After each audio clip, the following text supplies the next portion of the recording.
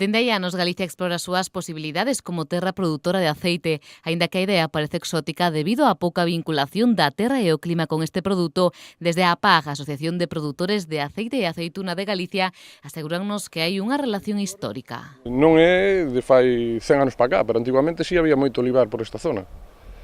O cal, por motivos que foran naquela época, mandaronos arrancar, pero sí é unha zona, eu creo que propicia para a oliva. De feito, a oliva galega non é este tipo de variedade, dáse bastante ben aquí. Aquí en Galicia, pois, o tempo dirá se realmente se collen 10.000 kilos hectárea ou non, xa que estas variedades tamén, ca fertilidade da terra, ten tendencia a coller moita vigorosidade e non producir, xa que collen becería, chamase becería. Miguel Piñeiro é un produtor de viño que desde hai 4 anos decidiu embarcarse na aventura dos olivos no concello de Portas con esta plantación. Decidimos apostar polo olivo, simplemente para experimentar a ver como resultaba o tema, e, bueno, estos plantamos fai 3 anos e medio, en superintensivo, porque aquí, polo terreno que hai, polas superficies de parcelas moi pequenas, decidimos por este tipo de cultivo superintensivo. Isto só se pode plantar en a variedade arbequina, xa que as outras variedades non admite superintensivo, porque isto ten un marco de plantación de 4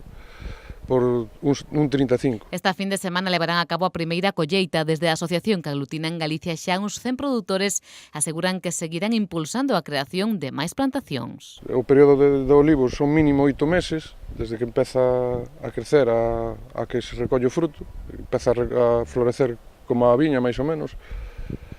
Claro, recolles entre 2 meses e 2 meses e medio máis tarde. Este ano é un ano excepcional, xa que, como todo, veu antes de tempo. O normal sería a finales de noviembre empezar a recoller. Este ano ven caso con un mes de adiante. A idea é de, en principio, chegar a facer unha DO en Galicia e, bueno, fomentar cursos de formación para a xente, axudarlle a que tipo de plantación debe de plantar dependendo da zona, se é óptima a zona ou non, de asesorar e de axudar a hora de comercializar a conseguir mellores precios. O igual que o noso viño, os produtores agardan que a oliva sexa unha aposta segura de rentabilidade económica.